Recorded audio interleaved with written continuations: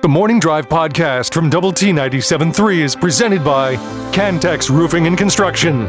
I'm Mike Hebert, owner of Cantex Roofing and Construction. Every day is game day, and we'll get it right when it comes to your roofing, construction, windows, and mirrors. Call Cantex Roofing and Construction today. Together, we are one serving you. Here on the Morning Drive. If you don't have this on your calendar yet, put it on there.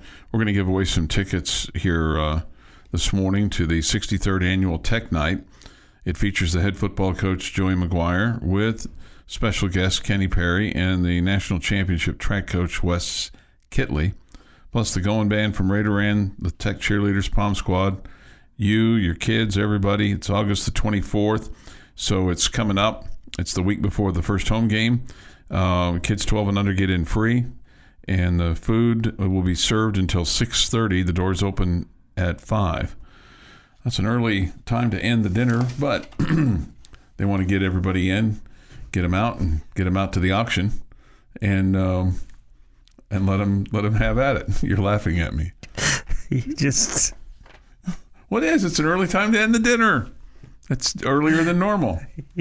You remind me so much of my father-in-law. He's got an opinion on everything, man. I do. I do. That's a fault.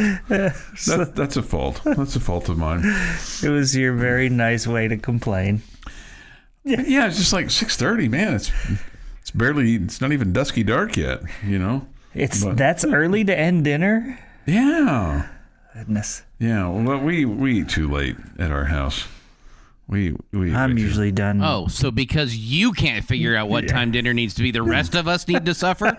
Well, it's just 6:30. I mean, it's just over at 6:30. Dog eats at 5. I eat at 6. I would guess the majority of the time I'm done with my dinner, probably 90% of the time by 5:30. Really? The latest, yeah. Oh, wow. Yeah. I mean, that's good. Yeah. That's really good.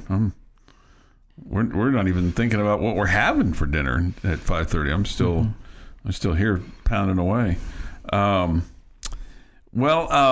that's why you're the MVP, Chuck. I'm not the MVP. It's like the dumbest, because it just takes me forever to get everything done. So it's just that way. Let's see here.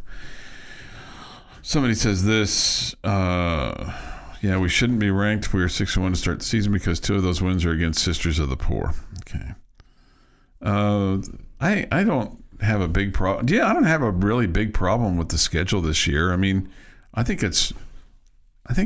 I love the schedule. I think it's competitive. Look, I think anytime you're playing 9 games in your conference, and you're playing a road game at Washington State, I mean, you got to have a couple of patsies, you know. And you have those in Abilene Christian in North Texas. Yeah. Somebody said, he goes on to say, why Kirby schedules is a disservice to fans and our players. What's the disservice to the players? Okay, so I mean, Kirby doesn't have anything to do with anything but those first 3. Yeah, the others are the Big conference. 12. Yeah, right. He doesn't get to choose that. Right, and he's trying to make sure that we got 7 home games, which I appreciate. Yeah, somebody says this, dang, I don't eat until 8. Yeah, I think it was 8 when we ate last night. I agree with you, Chuck. 6:30 to 7:30 is when dinner starts now, and I think, and as I was growing up, that's from Jordan. And you know what? That makes some sense during the week. Mm-hmm. Okay, right? Because a lot of people get done work at 5 or 5:30. Mm-hmm. Okay, but like for them to have on a Saturday evening dinner an hour earlier, it doesn't seem like that on a Saturday. Again, Saturday. Right. We're talking about Saturday. I understand, but I mean, and that doesn't seem that outrageous to me. Even on a Saturday when you are not here until 5:30 or 6 o'clock, you're still not eating till that late. Yeah, no, So much so that you needed to fire a little shot at them. Well, it wasn't a shot. It was just a complaint. Well, it was just an observation. It was a complaint. It was an observation. Yeah, that's exactly what my father-in-law would say too. The observation. I will take this complaint over the other one we normally get this time of year. Yeah, I'm done with that. I'm done with that. What's the other one? I'm done with that. What is it? No, I'm not going to be baited. I'll tell you during the break. I'm not going to be baited. Come on, everybody wants to know. What is it? It's the kids and the wives and everybody coming to the tech night when it used to be a guys' night out. Oh, okay. But if Chuck is done with that argument, if he's done with that complaint, then Don't you know we're inclusive now, Chuck? I know everything's inclusive. see, I was trying not to help. I was trying not to drive Chuck in the ditch. I was trying. See if they want you over at the Women's Day Spa. They don't. Oh, what? We're not inclusive on everything, I guess. No. They don't want me over there. They don't want me. What do you mean they there. can't play in the playground with the kids? What? I thought we were all inclusive. Well, yeah. All animals are equal, and some are more equal than others. Remember that from Animal Farm. Chuck, maybe if you learn how to work and talk at the same time, you'd get home earlier. Well, maybe so. Maybe so. I mean, there are a few days that I'm not every day, but I move around the building to go, I don't know, use the restroom or go do some work or whatever, and I find you hosting a sports talk show elsewhere in the building. I hear that. I run into that every once in a while. Just for a skosh yesterday, I got drawn into the end of the bench because I just had to let Haxton know what it was. I mean, Collier pulled me in to. I think maybe soothe Mr. Haxton. I don't know what I did. Calm him down a little bit. How'd that go for you? He was fine. Yeah, we fist bumped at the end of that. I told him he was a better athlete, and so he bought that. Okay, he bought that. Well, he bought what you were selling. Well, here's the other thing, though. Here's the other thing, though, is that I told him, I said, you would get rid of the ball. You'd get the ball out of your hands like Trey Lance didn't. Chuck, are you really that lathered up to watch ACU in North Texas? I'm lathered up to watch North Texas because I'd like to see a beat down of North Texas. That'd be something new that I haven't witnessed at Jones Stadium. So that'd be fun. That'd be fun to see because I've seen a loss and I've seen what should have been a loss. So now it's time to see a beat down, right? I'm fine with the beat down. Yeah. Some of us call that you saw a loss and a win. I know that seems weird. Probably the same guy that complains about what time Tech Night has their dinner is probably going to call a close win. Should have been a loss. It should have been a loss. It should have been a loss. Your daily dose of sports and fun. This is the Morning Drive Podcast from Double T 97.3, presented by Cantex Roofing and Construction. Time for this day in sports history. Today is August the 13th, 2024. Going to start in 1919 because American Thoroughbred Racehorse Man o' War. His only defeat is on this day in 21 career starts. An upset win for Stanford Memorial Stakes at the Saratoga Race Concourse. 1932, Yankees hurler Red Ruffing becomes the first Major League pitcher since 1906 to hit an extra inning game-winning home run in a New York Yankees 1-0 win over the Senators in Washington. I wonder if I guess he was a pinch hitter. They were probably desperate. They used up all their bench or something and had to go to him, and he came through. 1948, United States unsuccessfully defends its Olympic basketball title with a 65-20. Successfully, not unsuccessfully. Successfully defends its Olympic basketball title with a 65-21 win over France in the London Games. They were talking with the women. They won 8 straight gold, and they were saying that from a team standpoint, that was the most ever. And I'm like, well, what about the men? And then I went back and looked at the men, and there was a time when I think they got to 6, and then the 72 games happened, and that medal was basically stolen away from them by the officials. And then there was a couple of bronzes in the 2000s. So. Yeah, the men never won, I think, more than 6 in a row.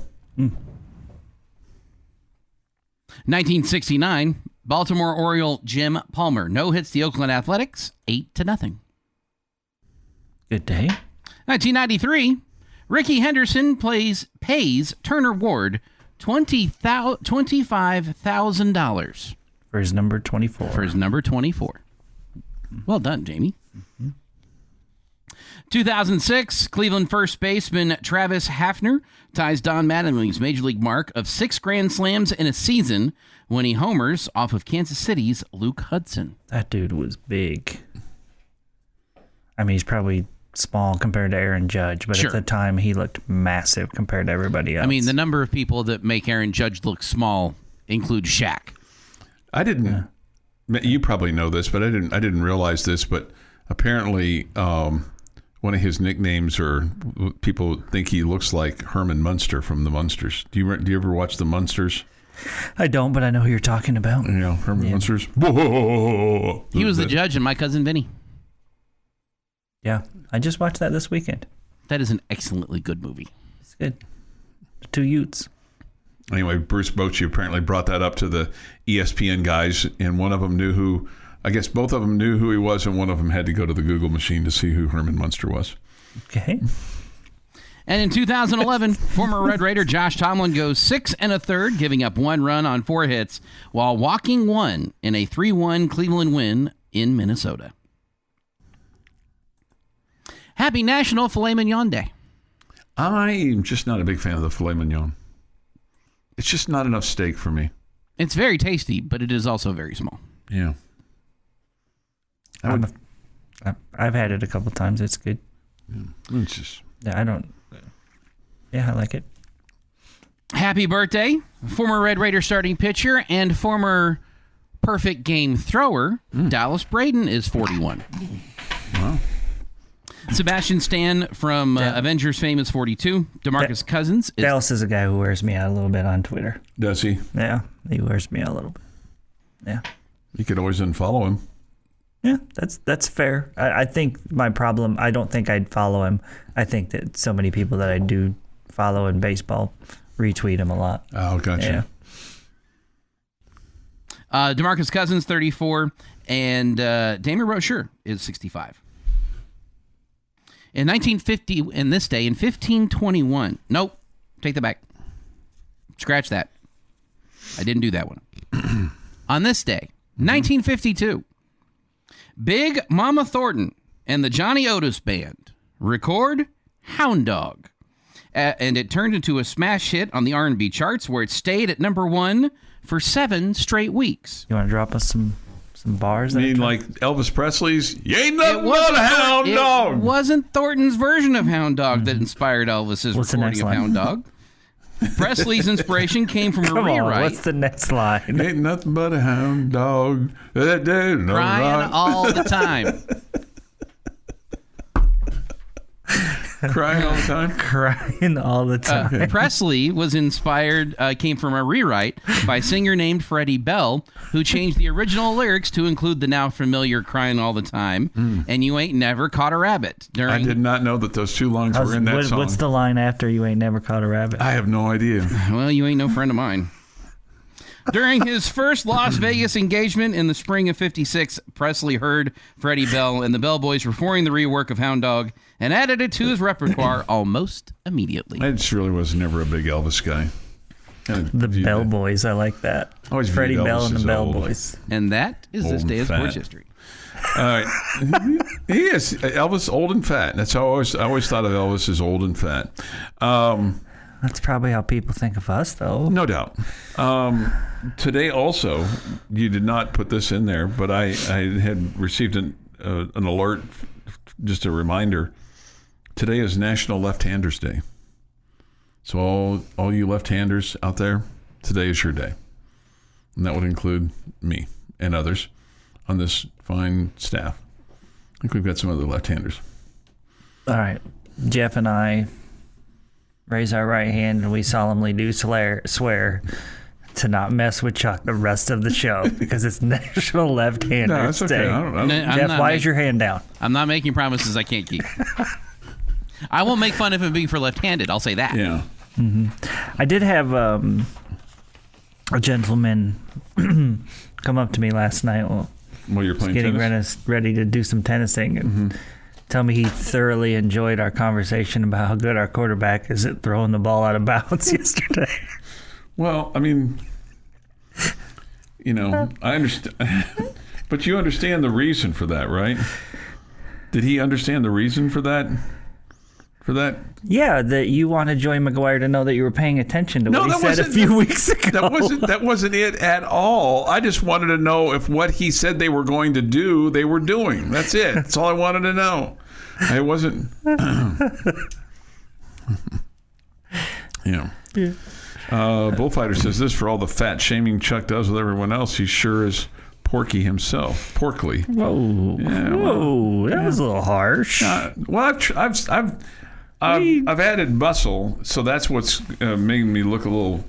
I'm okay on the side. Chuck and I and Jeff, we're healthy. Okay, we're just healthy. I'm pretty healthy. We're healthy. We're not Porky. Somebody said Elvis never got old. Yeah, he did, man. He was fat and old, and he sweated all the time, and just that's what I sweating all the time. Yeah, I was not an Elvis fan. I just wasn't. I just viewed that as old people's music. Really, I mean, as a kid, I really enjoyed Elvis's music when I was a kid. And did you? I had an aunt that was a huge Elvis fan. Oh man! And so I feel like we always were hearing Elvis music when I was young, and I liked his stuff. It was catchy. Would you go? Is like if you were in Vegas, I never and, owned a CD or a cassette or anything. Yeah, or a 45. No, I didn't have. I had some records, but not a ton. Yeah.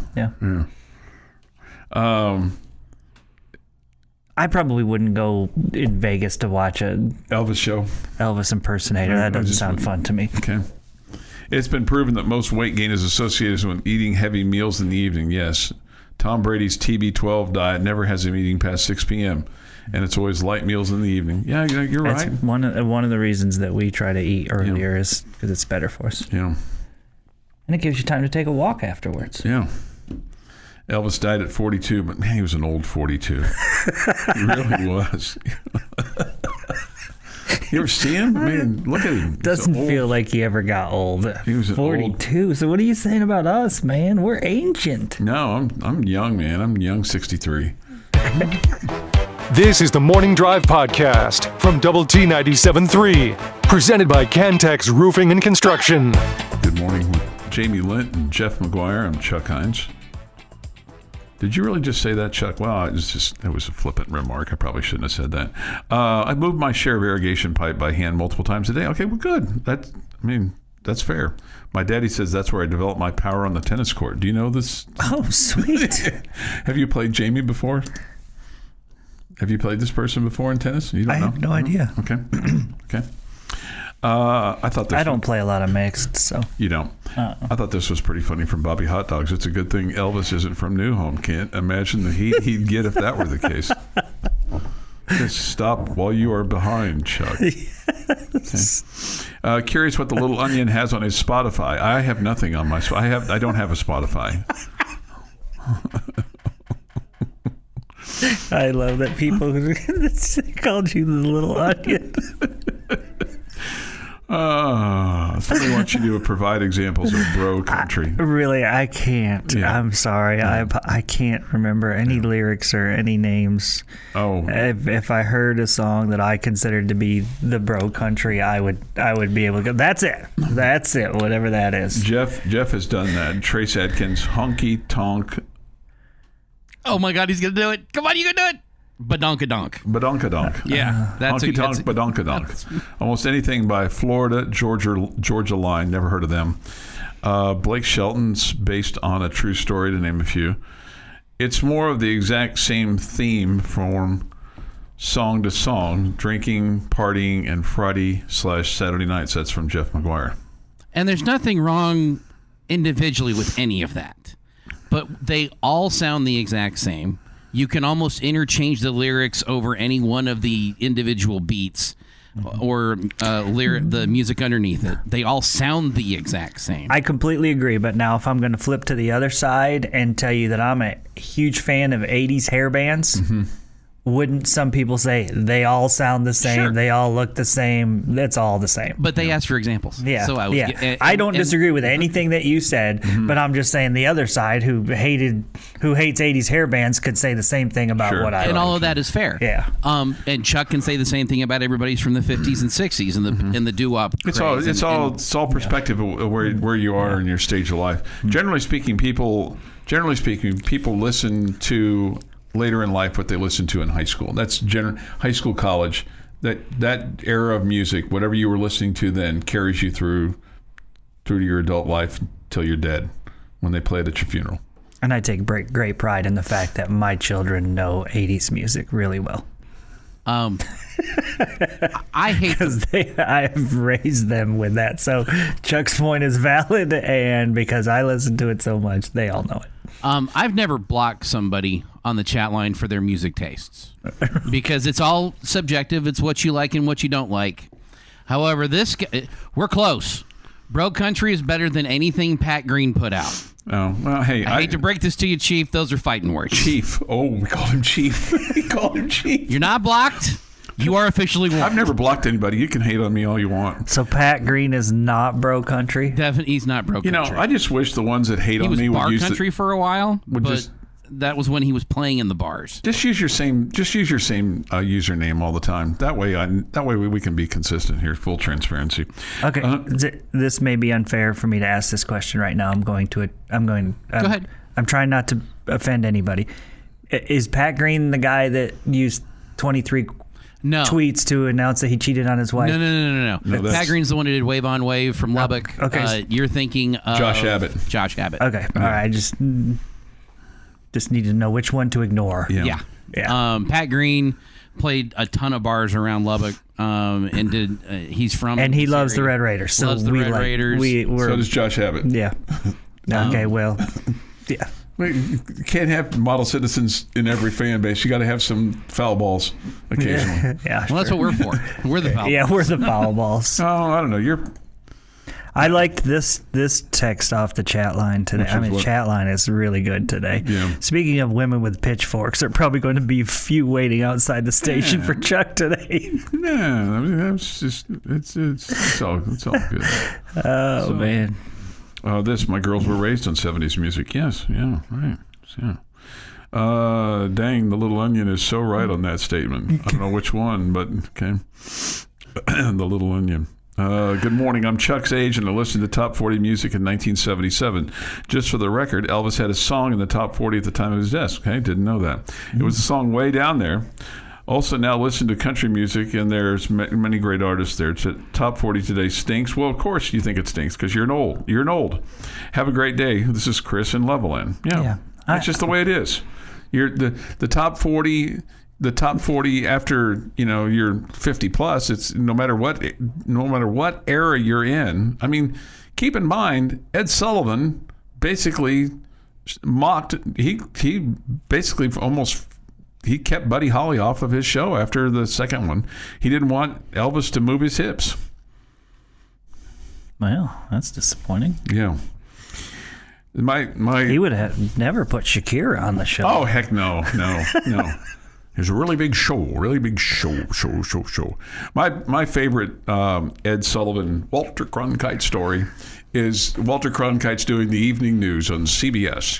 Remember he took his glasses off and said, President Kennedy. Oh man, Dion would have never done an interview with Walter Cronkite. But Walter Cronkite read this story about he was doing a story on Woodstock there on the evening news, and he gets off the air and he calls his wife and says, "Hey, what are the girls up to this weekend?" "Oh, they're going to some concert in this farming community." And then he called up Ed Sullivan. "Tell me about Woodstock." Just a normal dad. Now he's like, he's worried about his daughters. Elvis keeps coming up, and his death anniversary is Friday. Well, who knew?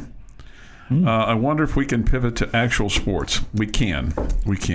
I had stuff planned for today, and stuff's gotten in the way of it. Here is your associate head coach, because this is concerning. Because he talked about the kicking competition being a surprise.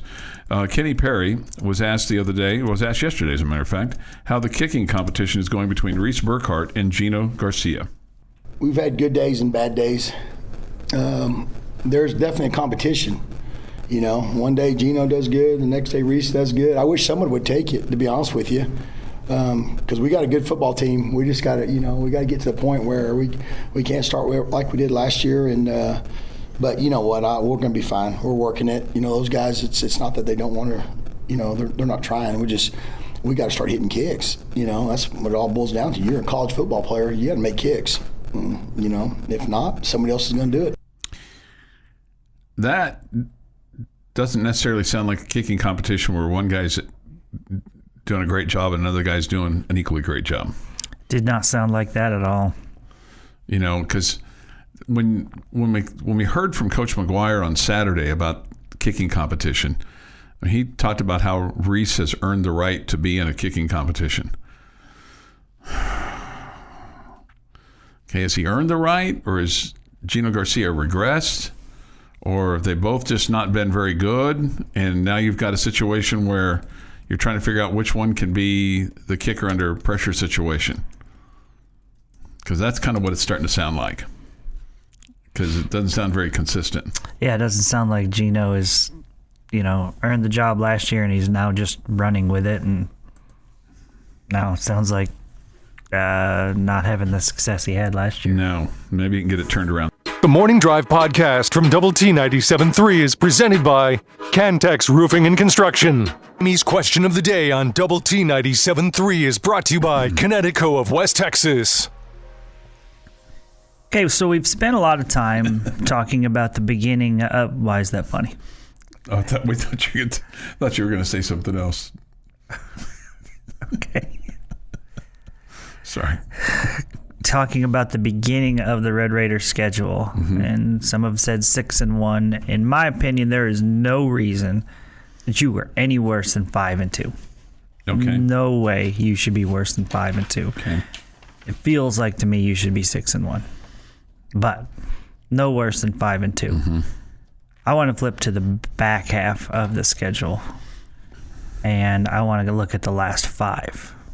Okay, which is, in my opinion, I think everybody's opinion, the much tougher portion of the schedule. I want you to give me the record of the last 5. You're at TCU, at Iowa State, home against Colorado, have a bye week the week of the 16th of November, at Oklahoma State, and finish up with West Virginia. So you have... By far, this is the more important stretch of the schedule. No doubt. 3 road games and 2 home games. This is what I would take right now. I'd take 3-2 right now. I fear that you're going to go 2-3 with the losses. I'll say 3-2. I'm going to stick with that, 3-2, with losses at Iowa State and Oklahoma State, wins over West Virginia, Colorado, at TCU, and the West Virginia, Colorado, and at TCU wins. So 3-2. Yeah, I'm to kind of steal your line. I could see this going rough, but 3-2 is completely achievable in this. That should be the expectation at the bottom of this. You should win your 2 home games because you have played really well at home, and a lost Oklahoma State and Stillwater that would stink, but we're not looking at that going, that's a guaranteed win. But you've beaten Iowa State and Ames. TCU's not a good football team. There's 2 wins right there. Colorado at home, you should win. West Virginia, you owe them 1. You should win. So I don't see you falling below 3-2 in the last 5. Okay. But I could absolutely see 4-1. I love your confidence with Iowa State, and yes, you've won there before, but really the majority of the time you have not. You won the last time somehow, 14-10 or something, 10-7, I don't know, whatever it was. That was ugly. But you won. Iowa State, Ames in November, I'm not looking at that one and feeling like that's a win. Okay, Oklahoma State and Stillwater, not feeling like that's a win. I don't really look at the Colorado one and am scared about it, except for the fact that I want it so bad that it makes me nervous to lose it, because I do not want to lose to that guy. Okay, and West Virginia, I think, is going to be a better football team than their record shows. They have one of the toughest schedules in the Big 12 Conference. So I look at that 4-game stretch and I say, I'm at 2-2 in there. I think this TCU game is absolutely massive. If you're able to win at TCU, I can start thinking 9-3. Okay, I think this game in Fort Worth is just huge, and that's the one that really scares me. And as far as I shouldn't say it really. I feel like right now I have Iowa State and Oklahoma State penciled in as losses. TCU I have penciled in as a question mark. And I don't, call me jerk Jamie, pessimist, whatever, non-choose joy guy.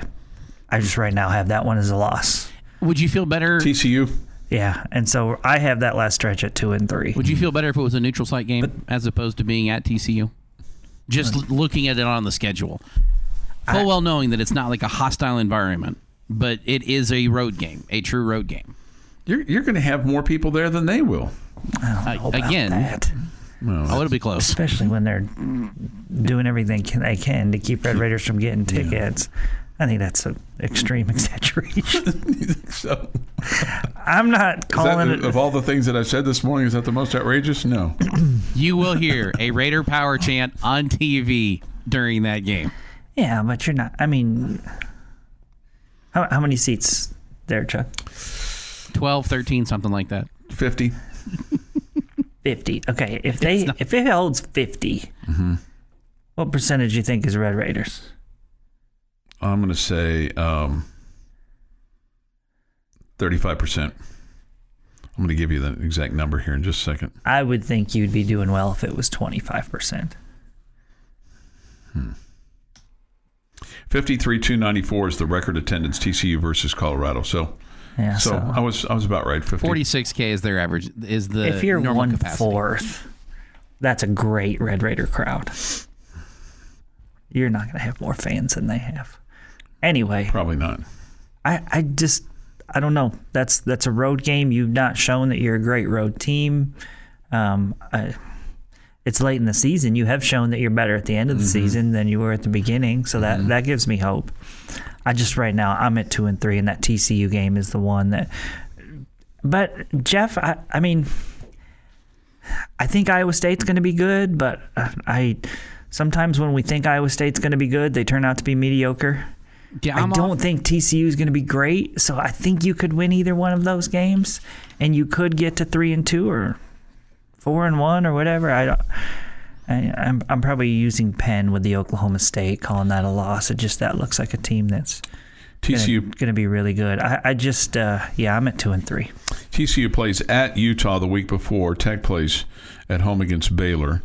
They both have byes the week before that particular game. Before the bye, TCU plays Houston at home and Tech plays at Arizona. So you're going into the bye coming off maybe one of your toughest games, and they're going into the bye off of maybe one of their easiest games, and then they're coming out of the bye to having to play at Utah and then host Tech. Meanwhile, Tech plays host to Baylor and then goes to Fort Worth on the 26th of October. So I think West Virginia is going to be really beat up by the time they get to Lubbock.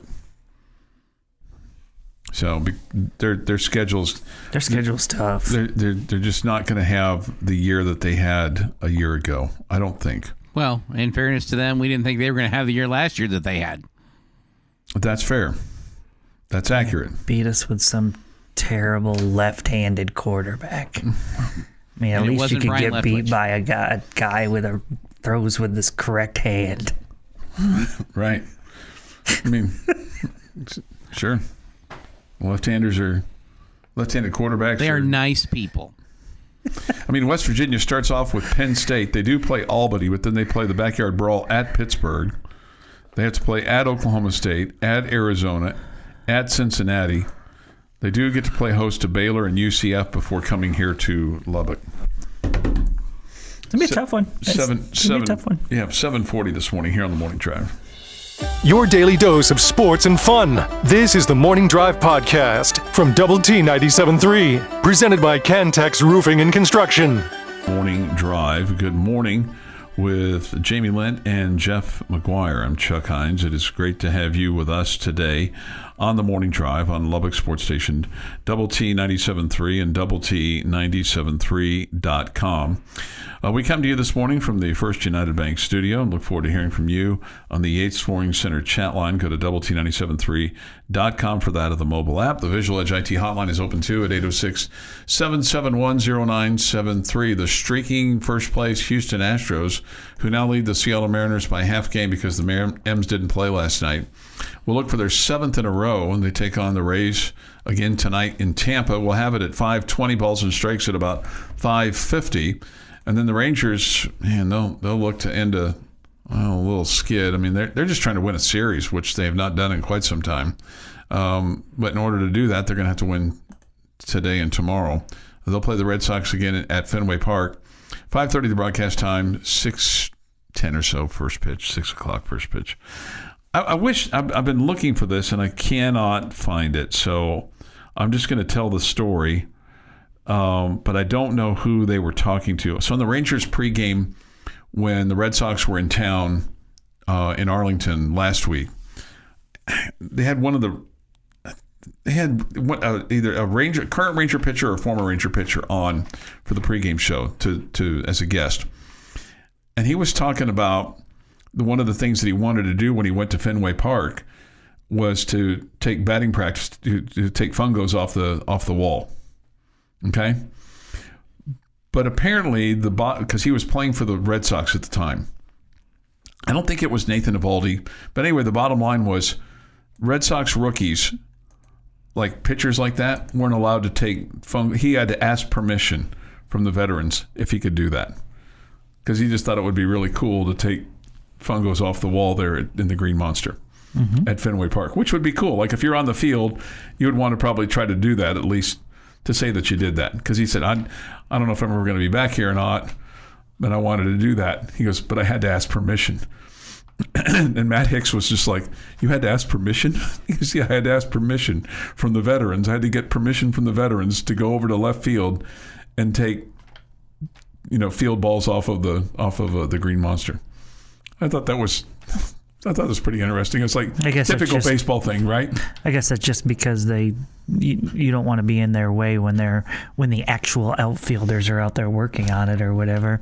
So they want to clear it with them that you're not going to be in their way or whatever. It probably not a situation of like, well, you have to earn your right to. That's kind of how I took it. That's kind of how I took that. Yeah, maybe. Maybe that's some crazy thing. I don't know. Kind of baseball. There are some things that baseball does very well for young players. Mm-hmm. Like a guy's first strikeout, if he's making his major league debut and gets his first strikeout, that ball immediately goes to the bullpen.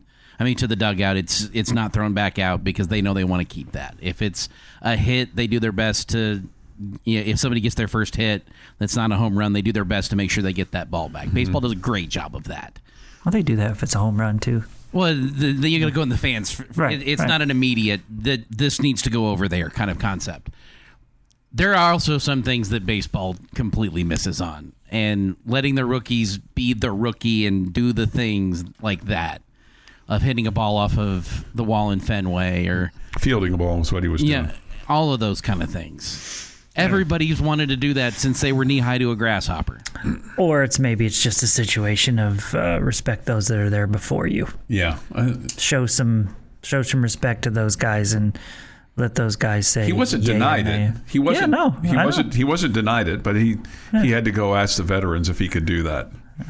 It's like, no, you have to go over here. I'm sure he didn't have to stand in front of a group of them. I'm sure he just went and talked to one of them. Whoever the leader of that kind of. Whoever the leader of that little space is out there for, pregame or batting practice or things along those lines. All right, so we'll have baseball for you on the air tonight. Astros on 100.7 The Score and Rangers here on Double T 97.3. I have some tickets here if there's anybody left. We haven't chased everybody off yet, have we? Today? I don't. We could keep trying. I don't have a count. I'm sorry. I can't tell what people across the world are doing. You're asking me a question I can't answer. All right, we're going to give away 4 tickets to caller number 1 at 806-771-0973, the Visual Edge IT hotline for the 63rd annual Tech Night, featuring the head football coach Joey McGuire with his special guest Kenny Perry, who is the associate head coach and special teams coach and running back coach, and then the national champion Wes Kitley. He is the head track and field coach. This is on August the 24th. It'll be at the Knights of Columbus Hall, which is now on 130th Street. It still is on 1585. They just call it 130th Street now. So 1585 is now 130th Street. But it's the same place. Same place you've gone to every year. Doors open at 5. Dinner's served until 6:30. So you can get your tickets if you don't win them at Select a Seat. They're $30 in advance or $40 at the door. And kids 12 and under get in free.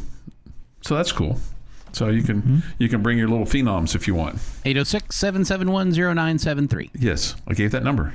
Did you? I missed it if you did. Yes, I gave that number. 806-771-0973, the Visual Edge IT hotline.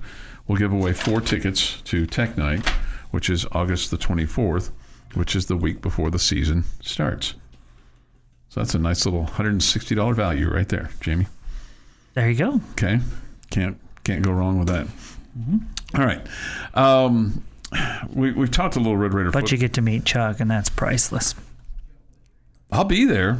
Yeah, I'll be there. I'd love to visit with you and talk to you. All those kinds of things.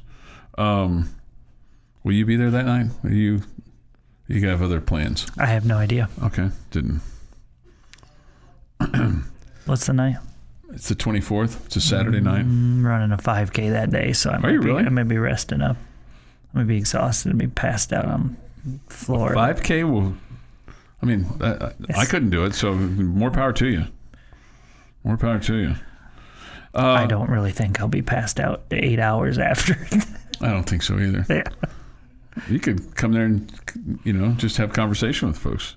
They'd love meeting you. Now that sounds exhausting. They love meeting you. They love seeing you.